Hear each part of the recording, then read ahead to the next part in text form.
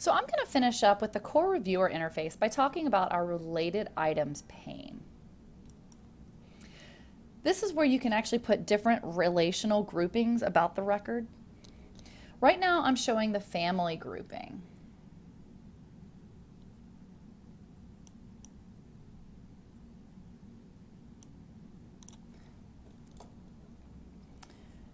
So this is the original email and all of its attachments to the email. We have the Excel document, that PowerPoint document, the Word document in Korean, and then that document that had the track changes on it. Maybe I don't have those propagation rules set up for family groups turned on, but I know that all of these documents are actually responsive. I can either select all by doing the checkbox or use these 6. Make sure Edit is selected and then click Go. Here, I can actually mass edit and mass determine responsiveness, for example. Then I could just say, click Save, and they'd all be marked as responsive. Here's my duplicates for this document. And this is actually fully customizable. We can show the control number and the location, or maybe instead of location, we want to change it to something like the privilege designation. That way we can do a quick QC of how duplicates are being marked for privilege. We can also view the similar documents in the system. This is actually built into Relativity and powered by our analytics engine. So if we process the data through another tool, we can actually bring it into Relativity here also. Relativity keeps a full audit log of every user action in the system, identifying whether the documents have been reviewed, updated, who did it, when they did it, and then we can actually even get some details on what they did. I'm going to go ahead and click on the details and show you what it looks like. So here I can actually export this out to Excel if I really wanted to. Or I could do some sort of filtering if I really liked. Maybe I'm only interested in the updates.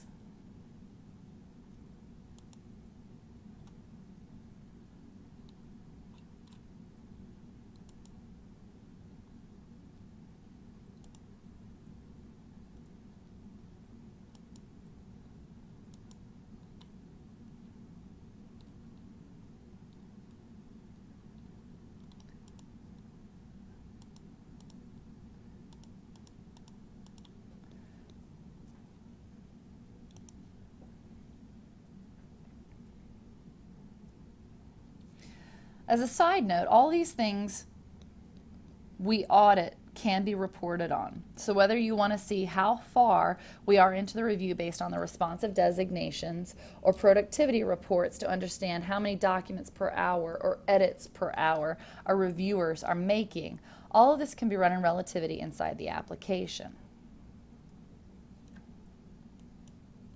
Finally, Relativity has a full production history. So I can see that productions of AS01 that it was associated with. I can even see the dates that they were produced and then the beginning and ending Bates numbers. I can even actually export this out into Excel if I really wanted to. Maybe I want to look and see how it actually looked when it went out in the Acme production in September of 2008. So I'm going to go up to these radio buttons up here.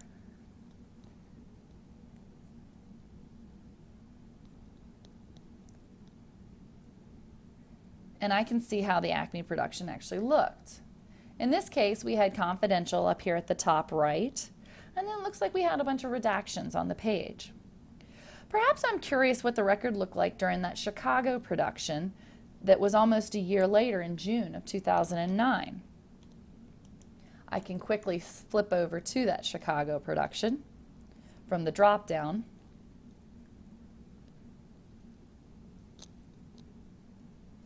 As you can see, it looks pretty different. There's different redactions, as well as it looks like this document actually was not confidential during this production. So that's a quick and easy way to view all the various productions and see the differences between them without having to look through different databases or having to have a convoluted workflow.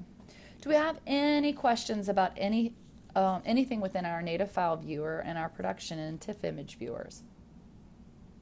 So let's jump into the native file viewer and review browsing, hit some of the workflow, and then the document lists. Then we're going to dig into the searching. We offer a few different ways to browse through records in Relativity. We have here what we call folders.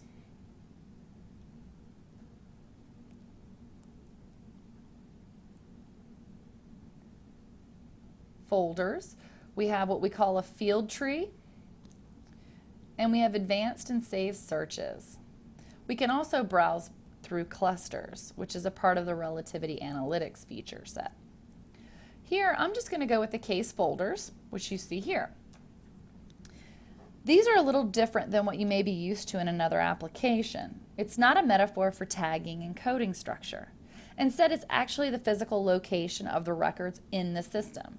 It can be your Outlook or a Windows Explorer, a metaphor that is very familiar to many people. So you can see here we have a few high-level folders that we have set up. You'll see that there's a padlock next to this folder. That means that it's secureable. I can secure any of these folders. If you look here, I actually have some file server folders. This is organized by the city and then even the share within that city. I have custodians. If you see here, we have a custodian named John Arnold.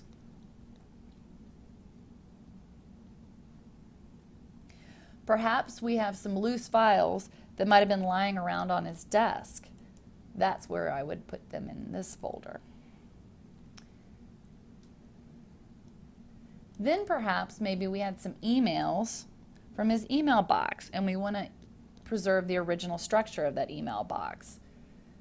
Especially if, for example, maybe we wanted to look at something that was related to a case for Compaq. We could actually drill in right to the folder that he had marked as Compaq and see what he was storing there. So this provides me a very intuitive way to browse through records. And in terms of how we set this up, Relativity can map to any piece of metadata and load file. In this case, we mapped to the file path information. We had the file path automatically recreated based on that. Another popular way our clients are using this is maybe with, this was the original paper-based collection, and these documents we coded on the box level. So maybe we want to recreate the box structure. So other than that, we can even right-click and create our own folders if we needed to. So that's case folders. I'm going to go ahead and go to the field tree. So this is actually the metaphor for tagging and coding structure. This is in that it's very intuitive. For instance, maybe I want to see something that's been tagged as part of somebody's deposition kit, for example. So like here's Elliot's.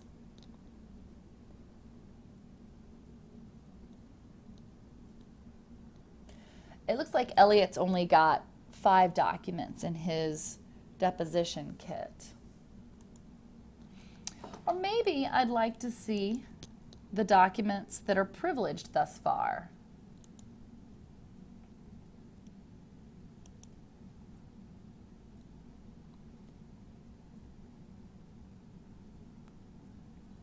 Looks like I've got 54 documents that are marked as privilege, between privilege, attorney, client, work product, both. And that's the field tree.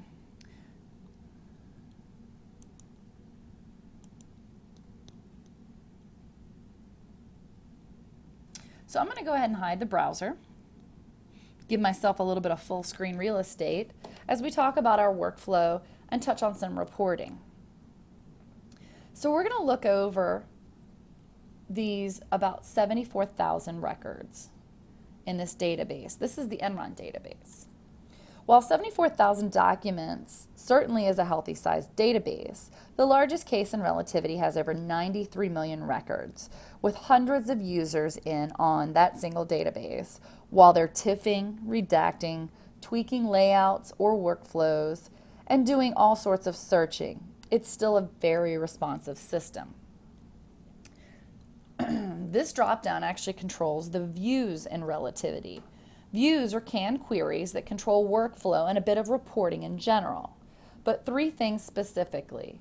Views control the columns that are being displayed, the criteria used to bring up these documents, and then even the sort order of the documents. In this example, we're showing the responsiveness and issues fields. But if we're more of a first pass reviewer, we can lock them down to maybe say my unreviewed documents.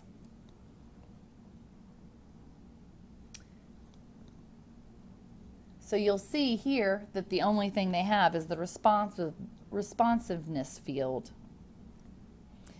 We might even automate some of the workflow so that those records are coded and tagged as responsive would automatically flow on to the next second tier review. A couple of other things we can do with the views include, I have what I call responsive documents.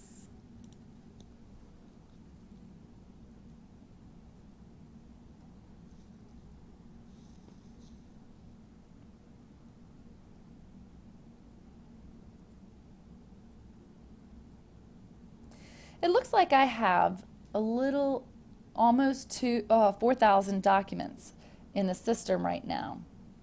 So I can actually use the drop down to include duplicates or family documents, even if they're not responsive to the query that was set up. So let's include duplicates.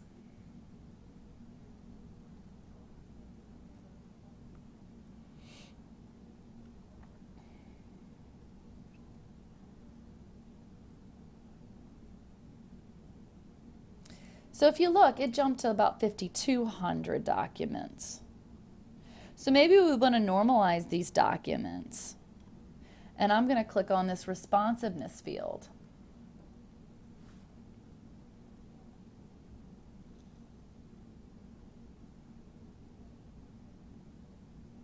You'll see that it actually sorted the uncoded documents up at the top. And then I can see the records that have been tagged inconsistently or not at all. So these are the duplicates of all the responsive documents. And I might want to normalize these with maybe a mass action.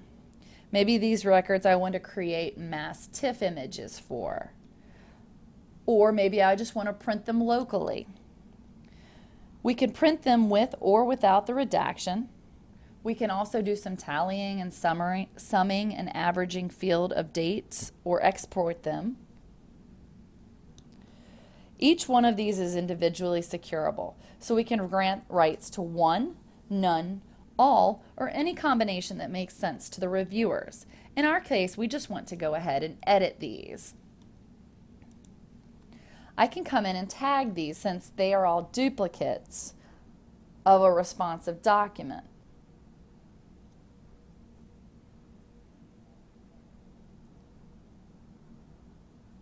So what I would do is I would hit responsiveness and responsive and then click save. But since it's, in our case, I'm just going to go ahead and cancel out of this. You'll also notice that we have a not responsive documents.